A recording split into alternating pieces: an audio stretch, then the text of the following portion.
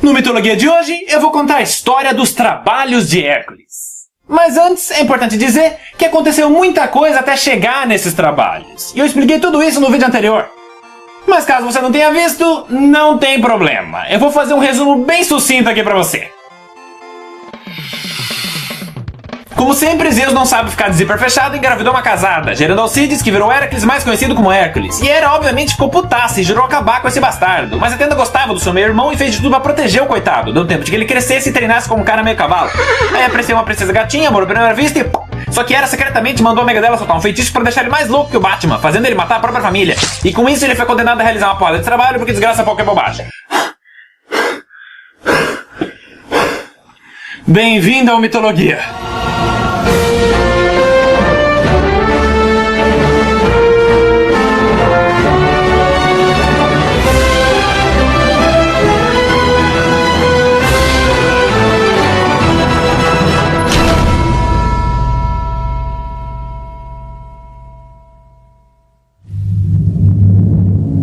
Após se recuperar da insanidade causada pelo feitiço, Hércules, destruído emocionalmente, enterra sua própria família e, na sequência, se tranca em seu quarto, remoendo o sentimento de culpa por um ato que ele nem entendia como poderia ter feito.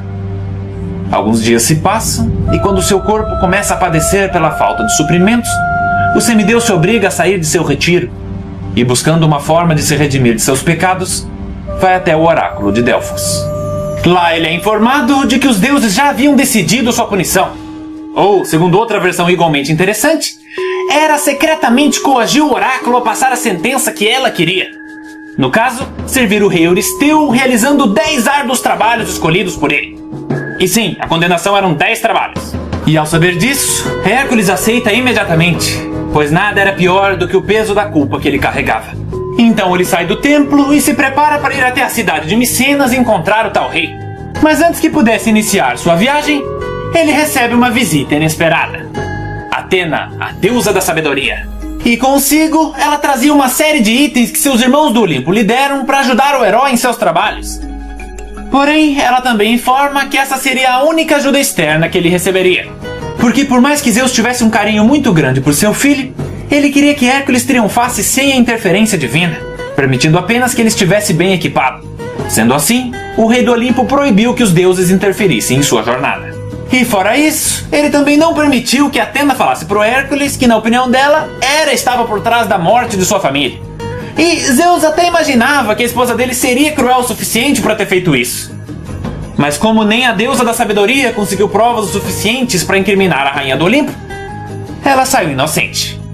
Atena então teve que se contentar em apenas entregar os presentes, sendo eles uma espada de Hermes, um arco e flecha de Apolo, um peitoral de ouro feito por Hefesto, que Hércules acabou nunca usando porque ele não gostava de armadura, e o mais interessante, uma túnica mágica presenteada por ela. Vestimenta essa que o livraria dos pesadelos que o atormentavam desde a tragédia, e assim permitindo que ele descansasse durante as noites. Ah, e no bolso da túnica tinha um chocalho. Mas agora voltando à trama. Uma vantagem de Zeus ter proibido a galera de interferir é que Hera também não ia poder meter o bedelho. Ela estava ciente que as consequências iam ser terríveis. E falando nos planos maquiavélicos da Rainha do Olimpo, ninguém percebeu que o último dela já estava em ação. Porque foi ela que teve a ideia de colocar o rei de Micenas para escolher as tarefas. O que a princípio parecia uma coisa boa. Euristeu é primo da mãe de Hércules, então ele com certeza seria benevolente com o seu primo sobrinho. Ou pelo menos foi isso o que todos pensaram. Porque Hera, que foi a responsável pela ascensão ao trono do filho de Stênelo, acompanhou de perto o crescimento desse jovem prematuro. E o que só a rainha do Olimpo percebeu é que Euristeu, que cresceu sendo um garoto franzino, com enfermidades e sem nenhuma aptidão física, sentia inveja de Hércules, pois ambos tinham a mesma idade. E mesmo ele sendo um príncipe descendente de Perseu e destinado à realeza, a fama do jovem semideus crescia muito rápido. A sua força e atos heróicos o tornaram mais conhecido entre os reinos do que o profetizado Euristeu. Então, com esse ressentimento acumulado, ele não ia desperdiçar a oportunidade de se vingar de seu rival através dos trabalhos e principalmente de impedir que ele retornasse à sua glória. Aí algum tempo se passa e Hércules chega ao sofisticado castelo do rei, repleto de ornamentos de ouro, com guardas e servos por todas as partes. E no fim de um longo e vasto corredor, se encontrava um trono coberto de pedras preciosas. Era um palácio bem ostentação. O semideus então foi escoltado até a sala real, e lá ele recebe o primeiro de seus 10 trabalhos.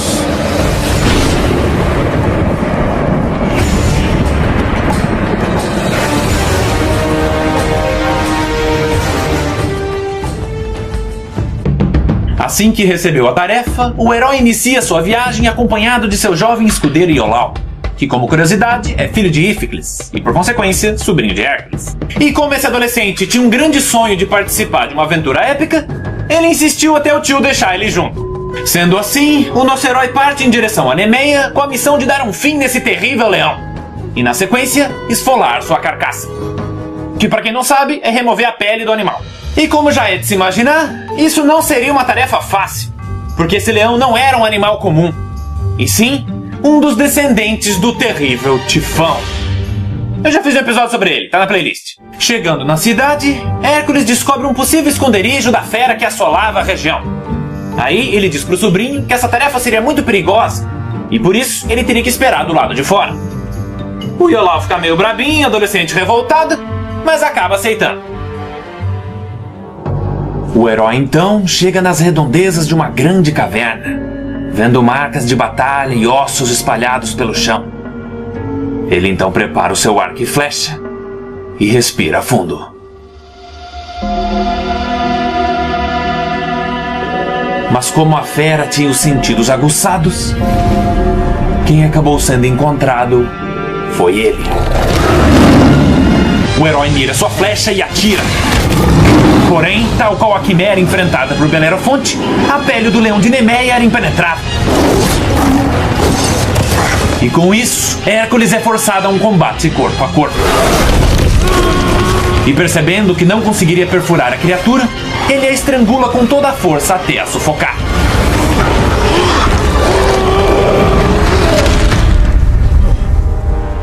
Vocês devem ter percebido que essa última cena tá diferente das anteriores. E isso é porque ela é de outro filme do Hércules. E, normalmente, para diferenciar, eu iria só colocar no canto o nome do filme, ou o ano de cada um. Mas, nesse caso, não ia adiantar nada. Porque aqui no Brasil, os dois têm o mesmo título e os dois são de 2014. Mas voltando aos trabalhos. Depois de matar o leão de Nemeia, Hércules ainda teria que esfolar sua carcaça. O que de cara já seria um problema, porque a pele dele era impenetrável. Porém, após examinar com atenção o corpo da fera, ele percebe arranhões em uma das patas do leão, como se a própria criatura tivesse coçado muitas vezes, indicando que talvez suas próprias garras fossem capazes de perfurar sua pele. Algum tempo se passa, e Euristeu, confiante de que Hércules não passaria nem da primeira tarefa, recebe uma visita um tanto desagradável.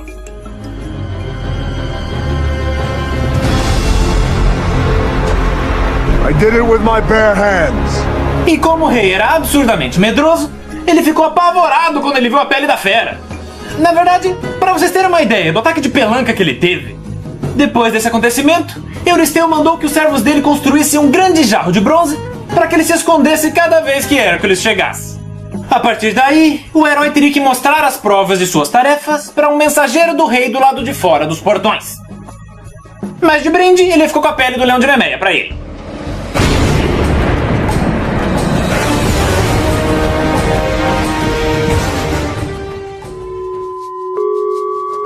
Após o primeiro trabalho, Hércules é convidado por seu tio-avô Piteu a passar alguns dias em seu palácio no reino de Trezena. Chegando lá, o herói é muito bem recebido e, por educação, ele tira a pele do leão de Nemeia e a coloca sobre a mesa. Na sequência, os netos do rei Piteu entram na sala real. E como eram crianças, eles acharam que a fera monstruosa estava viva e por isso ficaram paralisados de medo. Exceto um. O garoto mais corajoso pega um machado no chão e se prepara para enfrentar a criatura. Vendo isso, Hércules solta uma grande risada, como há muito tempo não fazia. Aí ele se aproxima do menino e pergunta qual era seu nome. E o garoto responde: Teseu.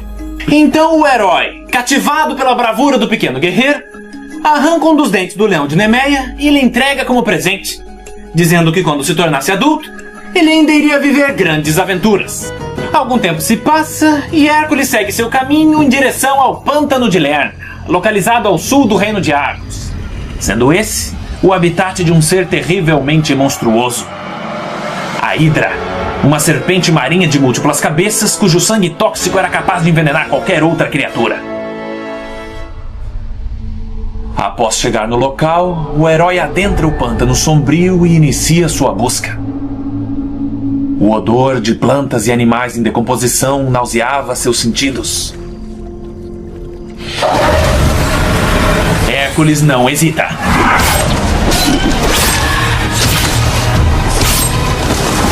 Mas o que o semideus não sabia é que o monstro tinha uma habilidade que até então nenhum herói havia descoberto e sobrevivido para contar. Cada cabeça decepada era capaz de rapidamente se regenerar. E segundo algumas versões, cada cabeça cortada gerava duas. O que aí eu já acho exagero, mas quem sou eu para julgar? A questão é que não demorou muito para ele perceber que não estava adiantando só decapitar. Então ele fugiu da criatura e preparou um plano. A pedido dele, Iolau faz uma fogueira e começa a aquecer a espada que o herói recebeu de Hermes. No caso, o Hermes deu, mas eu garanto que foi o Hefesto que fez. A única coisa que o mensageiro do Olimpo sabe forjar é a assinatura. E com essa espada incandescente, Hércules atacou novamente a criatura, sendo que após cada cabeça decepada, o calor da lâmina cauterizava os ferimentos, impedindo que ela se regenerasse. O único problema desse plano é que a espada começou a esfriar muito rápido. E quando ele cortou a última cabeça, não demorou muito para que ela voltasse. Então, Hércules começou a recuar em direção à fogueira. Mas dessa vez, a criatura não deixou ele escapar. A Hidra continuou suas investidas com a única cabeça remanescente e conseguiu derrubar a espada das mãos do herói. E foi nesse momento que Iolau viu o tio cansado, tentando escapar do monstro com suas últimas forças.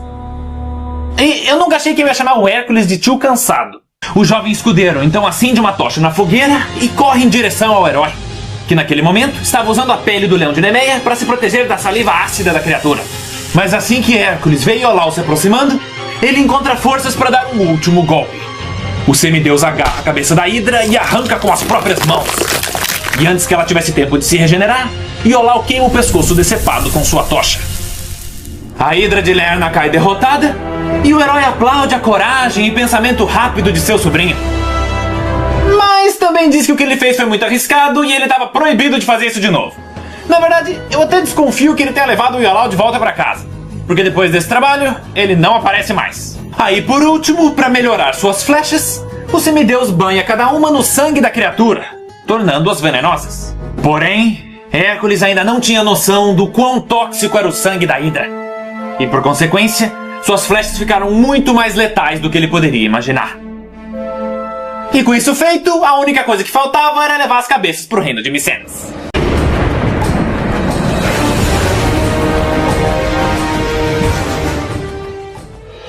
Após ser avisado pelo seu mensageiro da morte da Hidra, Euristeu percebe que dificilmente haveria algum monstro que Hércules não conseguiria eliminar. E foi nesse momento que ele teve uma brilhante ideia. Ao invés de ordenar que o herói matasse as criaturas, Hércules teria que trazê-las vivas. Então seu próximo trabalho foi ir até o Monte Cerineu para capturar a Corça da Galhada de Ouro, um pacífico e majestoso animal que vivia nos arredores do templo de Ártemis, sendo ela a mais rápida criatura da mitologia grega. Nenhum mortal jamais conseguiu tocá-la. O herói então viaja até lá e logo avista a galhada reluzente. Mas, quando tenta se aproximar, a corça sai correndo em disparada e rapidamente desaparece no horizonte. E com isso, Hércules teve que passar meses à procura dessa criatura pelas cidades da Grécia. E quando encontra, ele opta por uma abordagem mais sutil. Ele espera a corça dormir e lentamente se aproxima. Porém, assim que o herói dá sua investida, o animal acorda e agilmente se afasta. Mas dessa vez, ao invés de imediatamente ir embora, ela para em uma distância segura e olha diretamente nos olhos do herói, como se perguntasse: por quê? Só que Hércules estava frustrado demais para perceber a bondade no olhar da criatura. Então, ele pega seu arco e prepara uma flecha com o objetivo de ferir o animal, pois essa seria a única maneira de capturá-lo. E era exatamente isso que Euristeu queria que ele fizesse. Pois o que Hércules não imaginava é que a corça Cirineia era o animal de estimação da deusa Ártemis, que durante sua infância escolheu essa majestosa criatura como seu símbolo, gerando assim um forte afeto entre elas. Então, maliciosamente, o rei colocou Hércules em uma situação onde ele ficaria tentado a ferir e possivelmente a alejar a corça, e com isso, atrair a fúria implacável de Ártemis. Sendo assim, o herói mira sua flecha na criatura, enquanto ela continuava a olhar em seus olhos em busca de compreensão. Hércules respira fundo e desiste de seu ataque. Ele não teve coragem de ferir uma criatura tão nobre quanto ela. A corça então vai embora, e na sequência, ele também. Algum tempo se passa, e percebendo que nunca ia superar a velocidade do animal, o semideus tem uma ideia. Então, ele volta até o Monte Cerineu, e dentro do templo de Ártemis, ele monta uma rede armadilha. A partir daí, era uma questão de esperar que a criatura retornasse ao seu habitat natural. O que, a propósito, levou tempo pra caralho. Demorou muito. Inclusive, é importante mencionar que todos os trabalhos dele demoravam bastante. Dentre os mais curtos até os mais longos, vocês podem fazer uma média de 1 ano para cada um. E falando em utilizar o tempo com sabedoria, Atena não estava parada. Assim que os trabalhos do herói começaram, ela iniciou uma longa jornada com a missão de provar que a rainha do Olimpo estava por trás da morte de sua família. Mas para isso, só havia uma forma. Ela teria que encontrar a esquecida deusa da loucura, Lissa. Mas voltando à história da corça. Depois de meses perambulando, ela volta ao Monte Cerineu e, sentindo o cheiro de suas frutas favoritas, entra no templo. Aí ela caminha sem perceber a rede e ativa a armadilha. Mas a rapidez dela era tanta que, antes de ser presa, ela escapa em direção à única saída do templo. O que ela não esperava é que Hércules já estava de prontidão na porta. O semideus segura a corça pelos chifres e aguenta a investida que teria quebrado as costelas de qualquer outro mortal. Na sequência, ele pega sua corda e cuidadosamente amarra as patas do animal. Mas o que ele não esperava é que do lado de fora do templo estava a deusa Ártemis, com um semblante nem um pouco amigável, olhando ele prender a sua corça de estimação. Mais um clássico momento de "isso não é o que parece, eu posso explicar". E então, o herói esclarece que esse era um dos trabalhos dados por Euristeu e que o pet dela não foi ferido. E com isso, a deusa da caça se mostra compreensiva e permite que a corça seja levada, desde que ela fosse desamarrada e que assim que a tarefa fosse concluída, sua companheira fosse trazida de volta. Hércules aceita e, carregando o animal, volta a Micenas para comprovar sua missão cumprida. Mas, assim que o rei fica sabendo do sucesso do herói, ele diz que a corça ficaria em seu castelo, sendo parte de seu zoológico particular. Sim, ele era tão rico que ele tinha um zoológico de animais exóticos só para ele. E com isso, Hércules ficou em um terrível impasse. Não completar um de seus trabalhos ou desafiar a fúria de Ártemis. Então o que ele fez foi o seguinte: o semideus mandou o mensageiro dizer que ele ia entregar o animal, mas só se o Euristeu viesse buscar. O rei é avisado disso, e para não admitir que era medroso, ele aceita. Até porque não era um monstro que estava em questão, era um animal pacífico. O rei vai até a entrada do palácio acompanhado dos seus guardas e para na frente de Hércules, aguardando a passagem do animal. O herói então simplesmente solta o corpo da criatura, e antes que o soberano e seus guardas tivessem tempo de reagir, a corça dispara em direção à floresta e a caminho de casa. Hércules fez a parte dele, o Euristeu não pegou porque não quis.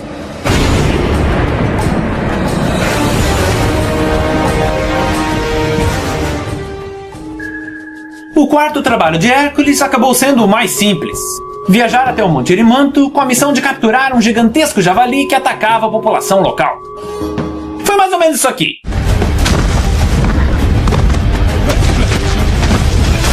Nunca bata de frente com o grande Hércules. Depois disso, o herói descobre que seu antigo mestre e grande amigo, Quiron, que a propósito também é tio dele, vivia em uma região próxima dali. E como fazia muitos anos que eles não se viam, decide visitá-lo. Chegando lá, ele é recebido pelo mestre Centauro com um grande sorriso e um forte abraço. Esse encontro já era prometido há muito tempo. Os dois se acomodam confortavelmente e contam as novidades, Kiron diz que tem um novo aluno que ele deixou praticando ali perto.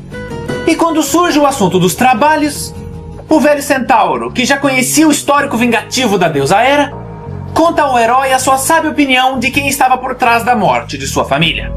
Hércules confia na sabedoria de seu mestre e obviamente fica revoltado, lembrando de todo o sentimento de culpa que ele carregava. E até começa a se questionar se fazia sentido continuar os trabalhos. Mas infelizmente, ele não tinha opção. Caso desistisse, ele seria executado pelos deuses e sua alma condenada a vagar eternamente pelos confins do submundo. Alguns minutos se passam e ele se acalma. Então, o herói pergunta a seu antigo mestre como ele poderia ter tanta certeza de que Hera estava por trás de tudo isso. E Kiron responde: Eu não convivo com a rainha do Olimpo, felizmente. Mas vivi o suficiente para conhecer vítimas dela. Se quer saber, você não é o primeiro de meus alunos a sofrer nas mãos de Hera. É sério? Por acaso você acha que a rainha do Olimpo gostava de seu bisavô Perseu? Eu acho que eu faço questão de esquecer que, além de bisavô, ele também era meu irmão. Se o seu pai soubesse manter o seu membro divino dentro de sua túnica, metade de meus alunos não existiria. Isso é um fato. E falando nos seus alunos, pelo que eu vi, o seu novo aprendiz é muito bom com a lança. Ah, sem dúvida. Desde que treinei você, ele é o aluno mais promissor que já tive. Tenho certeza que um dia sua fama ultrapassará as barreiras da Grécia. Uau! Então o garoto é um prodígio? Bom, qual é o nome desse futuro grande herói? Aquiles. Os dois continuam conversando e Hércules fica sabendo que, além de ser o mestre dos maiores guerreiros e heróis, Kiron também coordenava e instruía a grande comunidade de centauros que habitava a região. E agora é importante ressaltar que a origem dele não tem nada a ver com essa outra raça meio humano, meio cavalo. Até porque, além de ser uma divindade, Kiron era um cara instruído, um professor, diplomata, enquanto os outros centauros eram por natureza selvagens e agressivos. Se vocês querem saber, essa outra raça de centauros surgiu quando um bêbado chamado Ixion transou com uma nuvem que Zeus moldou no formato de Hera. Mas isso não vem ao caso. Depois da conversa, Kiron pede licença e vai passar mais algumas dicas para o seu aluno. Enquanto isso, Hércules, que estava com muita sede, resolve abrir uma grande jarra de vinho guardada em uma das estantes da caverna de seu antigo mestre. Afinal, era um dia de celebração. Mas o que ele não sabia é que esse era um vinho especial dado por Dionísio a todos os centauros que ali viviam. E quando ele abriu essa bebida divina, o aroma forte e absurdamente inebriante inundou não só a caverna, mas toda a região. Então, não demorou muito para que os colegas de Kiron sentissem o cheiro.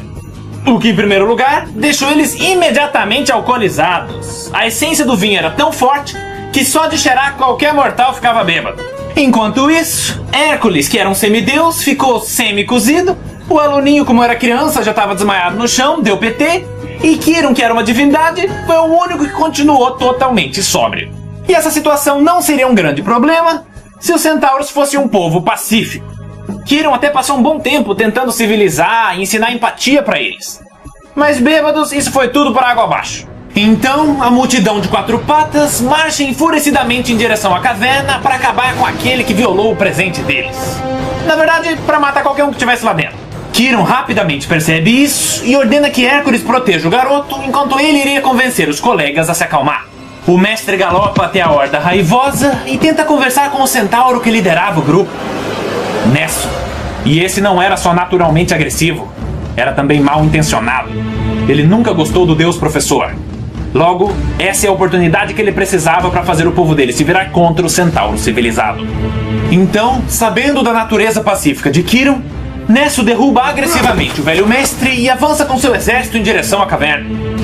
E quando Hércules vê isso, ele percebe que o momento da diplomacia acabou. E com isso, o semideus pôde finalmente testar as suas flechas com o sangue da Hidra. Se ele teria feito isso sóbrio, eu já não sei dizer. Mas de qualquer maneira, o veneno da criatura era muito mais letal do que qualquer um poderia ter imaginado. Independente de onde ele acertasse, o centauro caía morto em questão de segundos. Então, não demorou muito para que a multidão enfurecida começasse a ficar assustada. Mas mesmo assim, Nesso insistia que o ataque deveria continuar. Enquanto isso, Kiron se levanta e, vendo a chacina que ocorria à sua frente, vai mais uma vez até o comandante do ataque para convencê-lo a recuar. Nesse momento, um dos centauros inimigos é atingido por uma flecha do herói em seu braço, assegurando sua morte. Mas, como o acerto foi de raspão, a seta continuou seu percurso e acidentalmente atingiu uma das patas de Kiron. O veneno rapidamente entra em sua corrente sanguínea e o mestre cai de joelhos, sentindo a dor mais intensa que já experienciou em sua vida. E quando Nesso viu o que as flechas de Hércules foram capazes de fazer a um deus, ele finalmente percebeu que essa era uma batalha perdida. Então, ele dá um comando em alto volume e a tropa centauro recua em direção à floresta. Alguns momentos se passam e, ao perceber que tinha ferido seu velho mestre, o semideus corre ao seu encontro com ervas medicinais e pronto para fazer os primeiros socorros que um dia o próprio Kiron havia lhe ensinado. Porém, por mais que o grande centauro não corresse risco de vida, óbvio, ele era imortal, nenhum dos tratamentos que estavam à disposição deles foi capaz de atenuar sua dor. Hércules então auxilia o velho mestre que não conseguia caminhar sozinho e os dois voltam à caverna. Algumas horas se passam, um novo dia nasce e o efeito da embriaguez vai embora da região.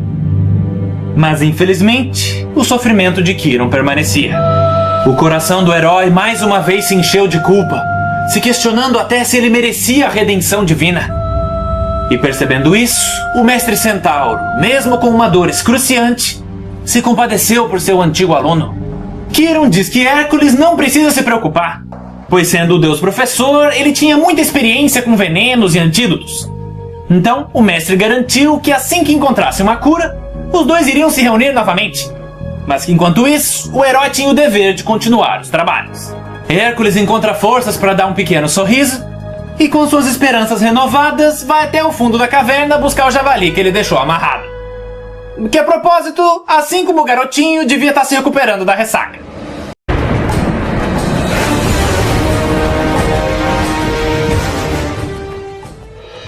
Após mais um trabalho realizado, Euristeu, cansado de ver as vitórias heróicas de seu rival, decide impor uma tarefa que, na sua opinião, não só era difícil, como também humilhante. Mais especificamente, limpar os estábulos do rei Algis. E o que diferencia esse local de qualquer outro é que nele haviam mais de 1000 cabeças de gado e há 30 anos ninguém limpava. Sendo que um dos motivos do curral ter chegado a esse ponto é que o rei era um cara, ironicamente, mão de vaca. E depois de tanta negligência, a situação já estava crítica. Aquele era possivelmente o lugar mais fedorento da Grécia. Então, Hércules chega no palácio e vai conversar com esse tal de Algis. E a primeira coisa que ele percebe é que, além de sovina, ele também era um babaca. O rei tratava todo mundo mal, e com ele não foi diferente. Sendo assim, o herói, não querendo dar satisfação de fazer um baita serviço desse de graça, não fala nada sobre os trabalhos. Ele apenas oferece os seus serviços em troca de pagamento. O que era para ser uma aprovação divina, Hércules transformou literalmente em um trabalho remunerado. O rei então aceita a proposta com a condição absurda de que o herói cumprisse a tarefa em apenas um dia. O semideus corajosamente assume o desafio e, com uma ideia em mente, não perde tempo. Sabendo de um rio que passava por um morro próximo dali, Hércules cava uma trincheira dele até a entrada dos estábulos. E com isso, a água corrente limpou toda a sujeira, sem que ele precisasse sequer entrar no local. Se os animais foram levados junto com a água, eu já não sei dizer. O que importa é que ele cumpriu o serviço.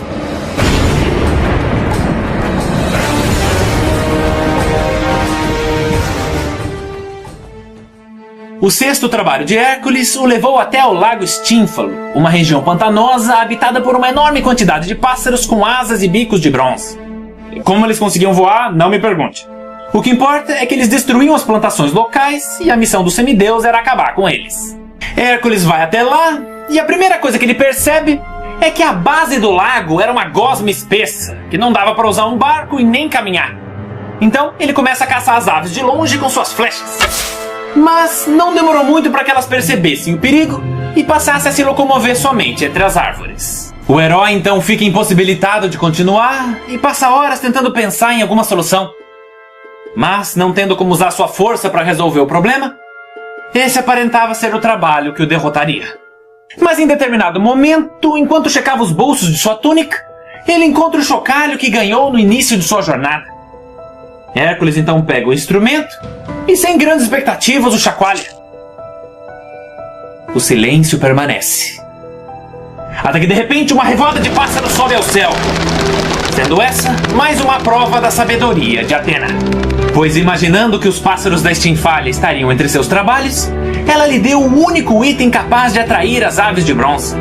E com isso, usando seu tacape e arco e flecha, o herói resiste ao ataque de penas metálicas e consegue derrotar essas criaturas de terceira categoria. Elas podiam ter o bronze, mas Hércules ficou com o ouro.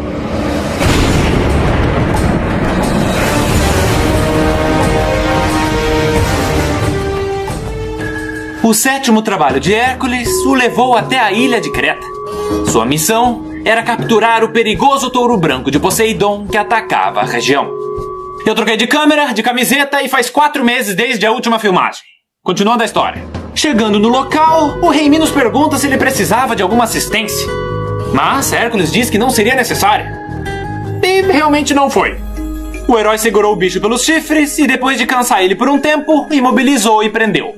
Enquanto isso, no núcleo do Olimpo, Hera ficava cada vez mais furiosa com as vitórias do bastardo semideus, esperando a oportunidade de secretamente interferir em sua jornada.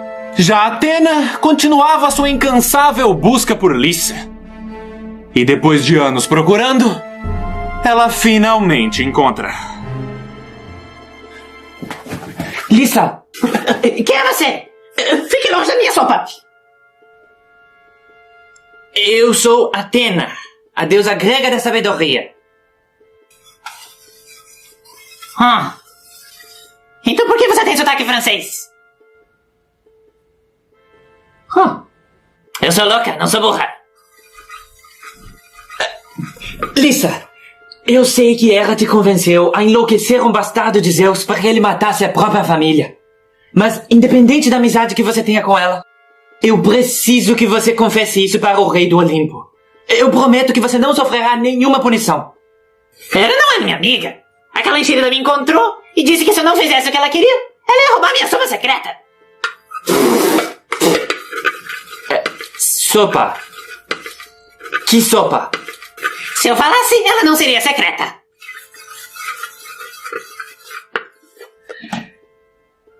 Eu só preciso que você me acompanhe uma única vez para falar com o meu pai. Eu posso até te recompensar de alguma maneira. Você é filha de Zeus? Queria eu ter tido um filho com ele. Aquele garanhão de olhos azuis. Bom, se ele te recusou, você foi a primeira. Mas não, chega! Eu não quero mais nada com vocês do Olimpo. Vocês vivem se enganando, se traindo. Eu tô fora.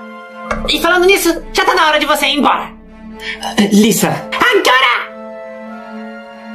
Tudo bem. Mas nós ainda vamos nos ver de novo. E só pra você saber, essa panela tá vazia.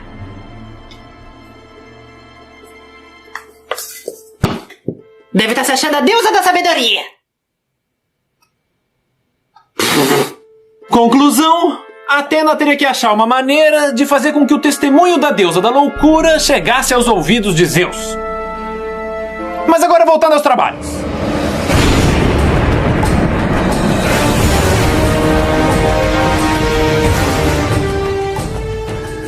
O oitavo trabalho de Hércules levou o herói até o palácio do rei Diomedes na Trácia, com o objetivo de capturar suas lendárias éguas antropófagas. Traduzindo, elas comiam gente. Hércules é muito bem recebido pelo monarca e seus servos. Dentre eles, um jovem serviçal chamado Abdero, que assim como todos no castelo, conhecia a fama de seus trabalhos e particularmente o admirava muito. O semideus participa de um banquete e, na sequência, questiona o rei sobre essas supostas éguas comedoras de pessoas.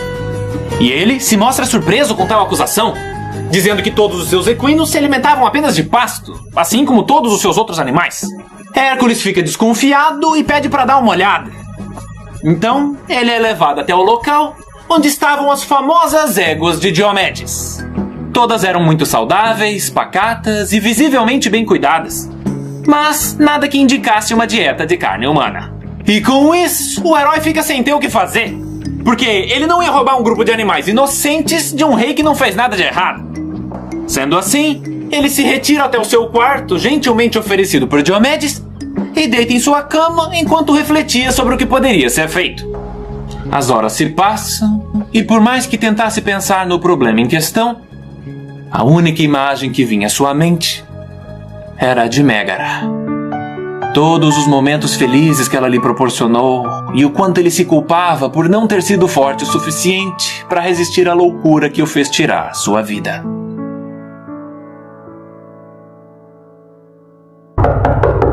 Hércules se levanta com o barulho e calmamente abre a porta.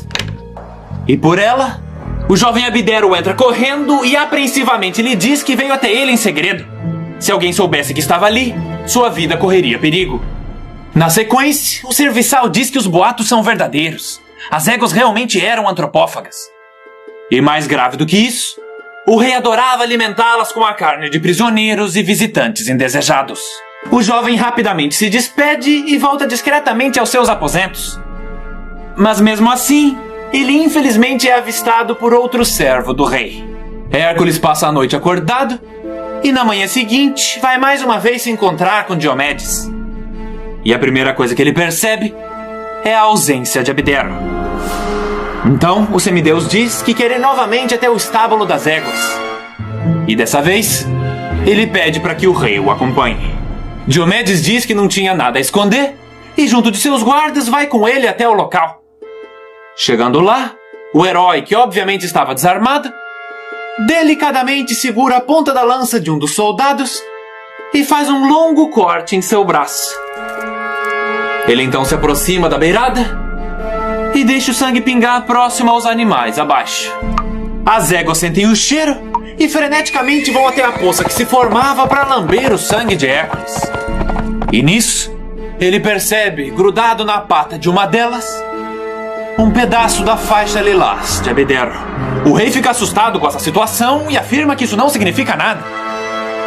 Então, o herói calmamente se vira até ele e diz: Você tem certeza que suas éguas não se alimentam de pessoas? É claro que eu tenho! Elas jamais fariam isso! Então você não vai se importar de fazer um carinho nelas. Hércules agarra Diomedes e o arremessa dentro do cercado.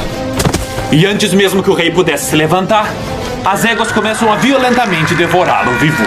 Metade dos guardas corre futilmente em direção ao soberano, enquanto a outra amedrontadamente ataca o semideus, que por sua vez derruba 2 soldados com um único golpe, fazendo com que todos os outros saíssem correndo apavorados. Hércules então vai até as éguas, amordaça e amarra cada uma, e inicia sua viagem de volta ao reino de Micenas.